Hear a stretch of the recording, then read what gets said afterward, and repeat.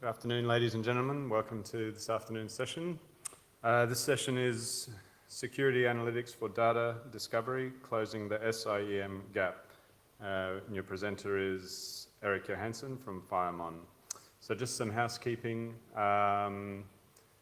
If you have some questions towards the end, feel free to load them up with the app that's available, or if you prefer not to, there's a handheld microphone that'll come around. If you could just raise your hand and I'll come around with the microphone. If you can just wait till the microphone gets to you to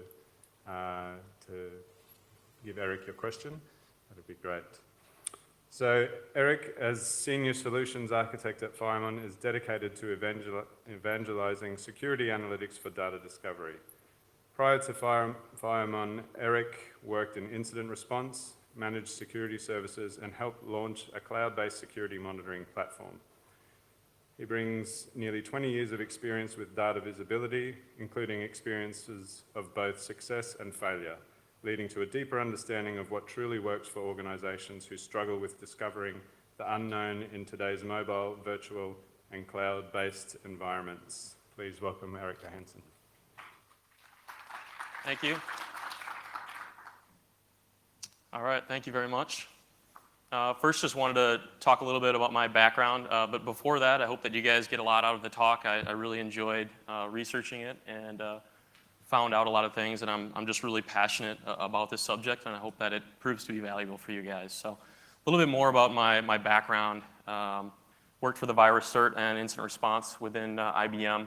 Then I was an MSS architect at a couple of organizations, and my last and prior to this position, made a foray into more of the sales side, and that was a bit of a mistake, and so now I'm back into the technical side of things, and so realize that's not my thing. I like to be a little more technical on that side of the house. So kind of give you an overview of what I'm going to be covering today. First, I'm going to talk about hunting. Then I'm going to talk about the SIEM gap and ways that we can cover that, and then also talking about the problem with hunting and the solution, and talk about unknowns and how to turn them into knowns, and then I'll wrap it all up. Hopefully give you guys some time for questions, but I'll be at the booth at FireMon if you guys have any questions afterwards or want to see anything later. So what is hunting? This is kind of a new term, and I'm afraid it's become a little bit of a buzzword, but it actually is quite important. It's a proactive versus reactive approach to identifying incidents.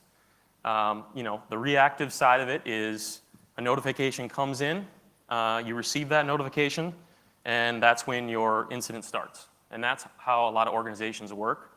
Or even worse, they get a call from maybe a 3-letter agency or somebody else like that, and they realize they've been compromised, and that's when the incident starts. So the proactive side of it is actively looking for incidents and using things like patterns, intelligence, or even hunches to find information within your data and finding threats before you have to react. So there's been a lot of recent work based in defining hunting, and one of those is this particular model, hunting maturity model that's put together by David Bianco. And I'm not going to go through each step, but needless to say, the one on the far left there is the basic, not really doing any hunting, which a lot of organizations are facing today. Now, there's 3 factors that contribute to moving forward in that hunting maturity model. One of them is the quality of data. As a lot of you realize, from the SIEM world and log management, the more data, the better. Although a lot of us have recognized that as you get more data, you can get higher bills from your SIEM vendor, which that can be a problem as well. So then a lot of the shift has now kind of been, quality. So, there's a little bit of a balance there. Tools provided to access and analyze the data. And so that's another component that I'm going to talk about quite a bit today, is ways that you can access data rapidly and perform analysis rapidly. Because I'll get to this a little later, but in my opinion, SIEM is not well suited for rapid data analysis and triage. And then finally, of course, the skills of the analysts that are using the data and actually doing the hunting. And there's several maturity indicators, so in the interest of time and not reading every single line here, threat intel is one of the early indicators of hunting maturity. Data analysis procedures and processes, having those in place, that's another maturity indicator further down the line. And finally, one of the more, essentially at the far right, that HMM4 is tying automation in with your hunting as much as possible. So, the talk is about security analytics. I'm just a solutions architect from FireMon, so let me, refer to some experts. Gartner just released a paper in April about the fast evolving state of security analytics. And essentially, they're being integrated because rule and signature-based prevention systems and tuning processes are not doing a good job of stopping or preventing breaches. And we'll get into some elements here that can help change that using security analytics. So what's the definition of the SIM gap? The thing with SIM, I'm a big fan of SIM in my history. I've done a lot of work with SIM. I still continue to do work with SIM. And I'm not suggesting that SIM goes away by any means. But the thing with SIM today is that it was designed the best it could around 10 years ago with the technology of the day. So the advantage that security analytics has today is there have been a lot of improvements in virtualization, in processing power, in database technologies. So, we're all familiar with Hadoop and Elasticsearch and those types of technologies that have really created a better way to access data and to get more data.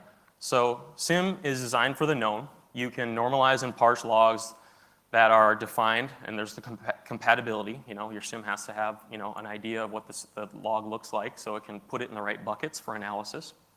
The alerts are based on policy, so essentially known, right? You have to know that something's coming to make this machine smart.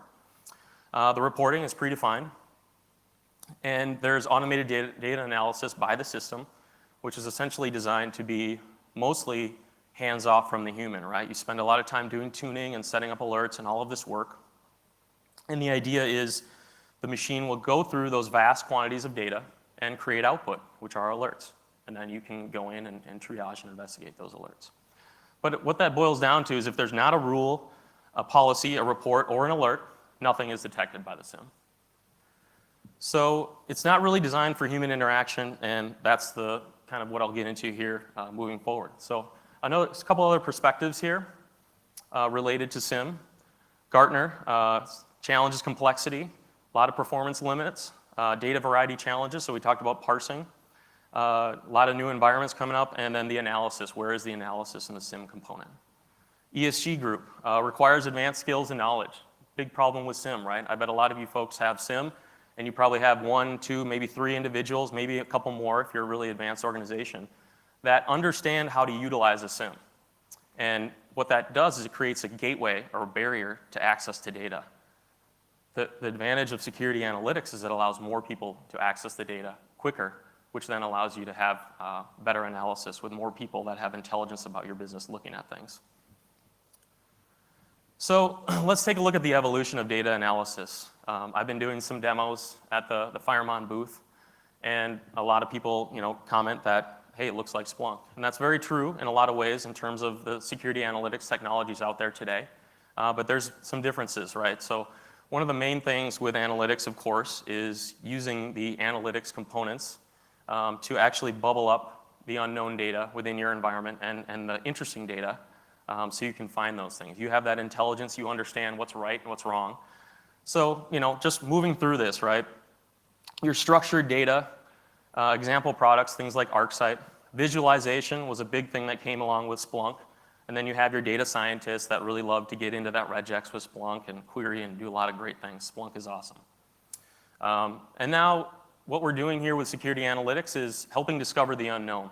Because that's really kind of one of the gaps out there right now is there's so many products. You've got IDS, you've got antivirus, you've got SIM. They're telling you what's known in your environment and when it's happening. So how do you find the unknown? Now I talk about hunting. Like, yeah, let's all start hunting. We can all do that. There's a lot of experts, Anton at Gartner being one of them, that is really bullish on the fact that hunting is not something that everyone can do. It's a very one percenter, so to speak, activity that only the experts of experts can effectively hunt. One of the elements that I'm going to talk about here is the most sophisticated analytic on the planet, which is your mind. So we're going to focus on the human layer of analysis and using analytics to really get into your data and find the unknown and the unusual. So the shift from known to unknown is pretty difficult to comprehend.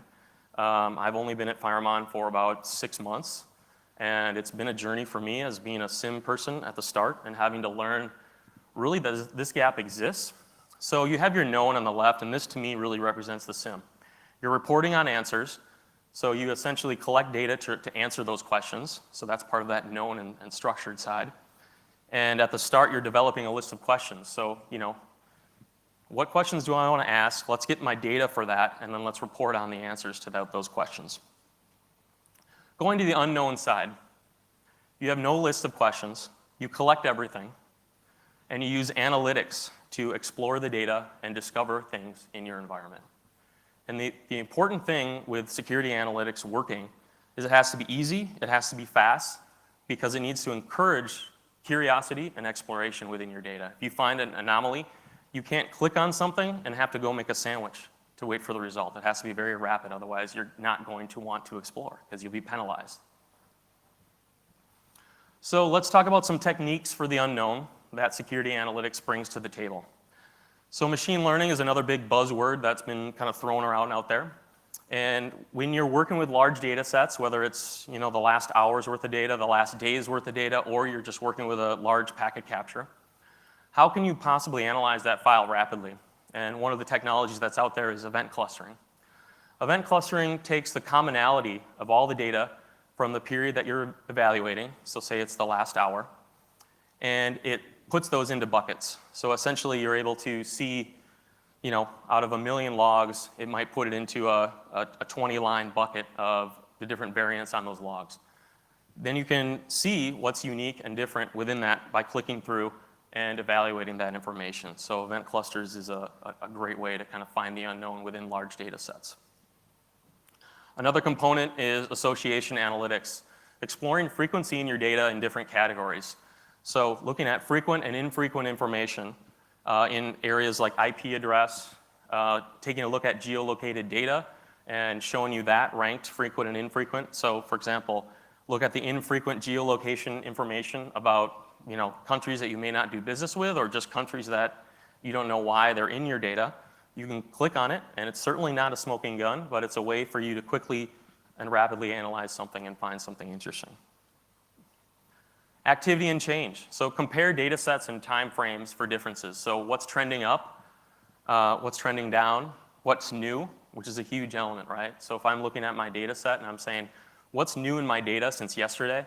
That's very powerful. Because why is something new in my environment? Did something go wrong? Did something break? Do I have a duplex issue? Is there a misconfiguration? Or is there something else wrong? So why is it new? Why is it in my environment? And what is it? So you can quickly use your brain to analyze that and find out if it's legitimate. Another element is cohort analysis. So you can essentially say guilt by association, right? So you're taking a look at a piece of data, and you might have some suspicions about that piece of data. Similarly to, somebody robs a bank, you're going to go talk to their family and their friends and see if there's some kind of, way that they were involved with that. And, so this is a way to take a look at a piece of data that you have some suspicion about and see where else it's been interacting in your data. So speaking of that, and one of the big ways that we're able to really take a look and visualize data is, using our eyes to do that visualization and perspective analysis. So look at things, find the outliers, and explore.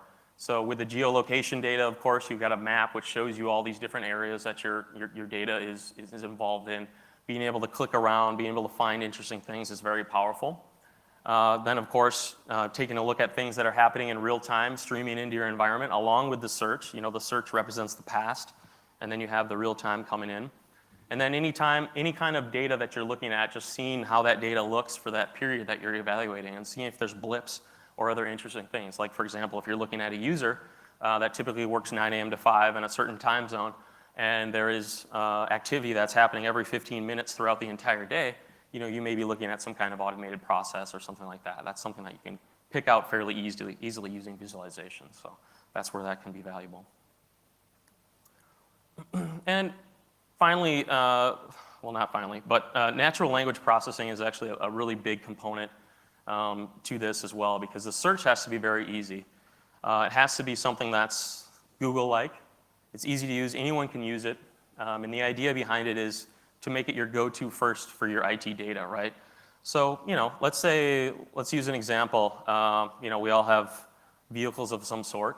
If something is wrong with that vehicle, whether it's a car, a scooter, a bike, whatever it is, we might go to Google, put in the make and model or other information about that particular vehicle, and Google is going to give us information about it, right? The manufacturer website, places where you can get it repaired, and other information that somehow just seems magical, right? Because it's just all very relevant, and you might be able to find parts and all those types of things. And that's the same idea behind security analytics, is when you do a search, whether it's for an IP or a term, putting in just a word, dropped or blocked or flopping, you'll get data that is related to your search, and then you can use the analytics to find other things. And because security analytics is very good at taking in any kind of data, any human readable data, there has to be a way that natural language processing is applied to that data so it can infer what's happening. So using verbs, actions, seeing, allow, deny, block, fail, that can be mapped to an action. Subjects, so addresses and usernames, proper nouns. Various other parts of speech that can add nuance to the log and really help you understand what's happening. And it's got to be fuzzy, and there has to be that metadata that's there that adds that extra layer of enrichment. And so, unlike SIM, the idea is to have just a giant bucket where all data that you're bringing in is searchable, every single bit of it. So another component, we talked about being able to get in all the data. This is another important part of it. So you have to be able to take in all the data. So support for clustering for big data and also federation to eliminate data politics is very important. The data politics angle is what I mentioned earlier, where you talk about SIM and how there's usually a handful of individuals that have access to SIM and have expertise. Eliminating that and allowing more people to have access to the data will allow you to find more things in your environment and find more issues and problems. You've got to have the flexible real-time data collection. So all the kind of things that you're used to, right? Your syslog, NetFlow, all those types of things. But even go further. Streaming packet capture is a great capability. Any TCP UDP port, you can literally netcat data over. You can do whatever you want, pipe it over, and the system will take it in. And you can create as many collectors that you want, really as many collectors as there are ports. And with those collectors, you can define the different repositories. You can define the time to live of that data. Security analytics is very focused on real-time and near real-time data. So we're not here to archive data for 2 years or something like that. But in the case that you want to get to the archive, drag and drop import. Use the browser to take archive data that you found or data that you discovered through the process of your investigation. Bring it into the system and analyze it with everything else. Take a packet capture, bring it into the system, apply analytics to it. Use event clusters to find out what exactly happened within that packet capture. Or go to the archive and grab 90 days worth of data related to a specific suspicious host that you've discovered recently. Gives you that ability to complete the picture. I'm from Minnesota, so I put a snowman there. And as I mentioned before, taking anything readable, Office files, Outlook PST, PDF, packet capture, configuration files, threat intel, and CMDB data. So all important stuff. The other side is with security analytics and SIM or any tool that you're doing investigation or analysis, you have to be able to do collaboration, right? Everyone's working as a team, so within the data, you have to be able to do things. One of the things is pinboard technology, which is you take all the different queries that you're running or things that you are commonly looking at, and you can actually tag those queries and place them on a pinboard and then revisit them and share that pinboard with other people within the organization. And then do tagging and notes. So you can create automatic tags based on a profile of a piece of data. You can add notes manually, like here in the bottom of the screen, and just add something very quickly that refers to what you discovered and that you're investigating or that something is related to it. And then you have Going further and more advanced as we're moving down the scale for hunting maturity, the automation side of things. So workflow, create repeatable processes within your data. Essentially whiteboard something with your business analyst and then map that within your data of something that's repeatable and that'll happen. And then also the remote capability. So being able to shell script things and run things on a repeatable basis. So agent-based functionality, for example, in all of your remote networks, you can have an agent that will do packet capture on demand or will run things like netstat. So if certain things happen in your environment, have different scripts run automatically. So when you go in to do that triage and that investigation, the data's waiting for you in the system. There's no need to do it. So that's why I believe security analytics is a path to hunting maturity. Here are a few different use cases. You've got your data accessibility, discover from more data, grabbing log files, packet captures, as easy as uploading into Dropbox.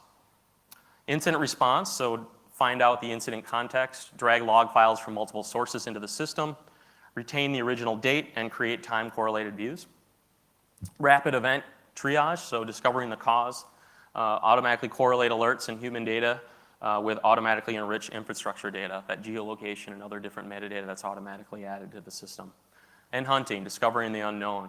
So the idea that you're searching for things that are just potentially high risk, different characteristics that you're interested in that may indicate something.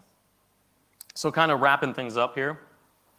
And how long did I go? Oh, pretty good. So let's take a look at this hunting maturity model again and just kind of review some of the things that I talked about here. So you talked about the more data, the better. So that's the idea of security analytics. You can bring in as much as you want with big data. Tools provided to access and analyze the data. Ease of use, security analytics brings that to the table.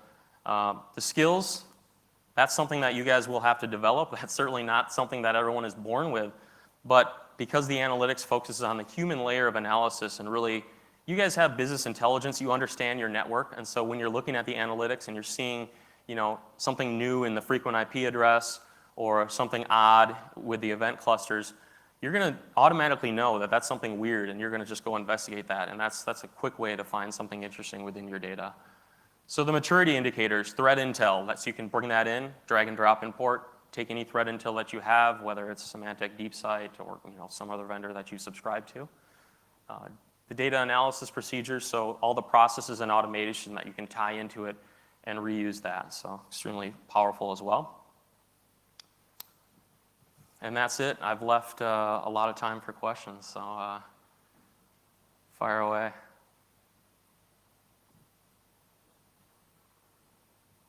Or don't.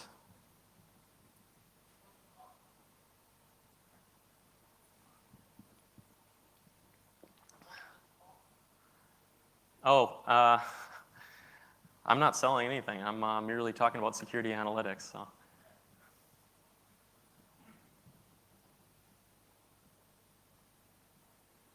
All right, well, thank you very much. I will be at the booth for the remainder of the conference. The FireMon booth is near the entrance. I love this stuff. I love talking about data. I love all of it. So bring your questions, problems. Happy to help.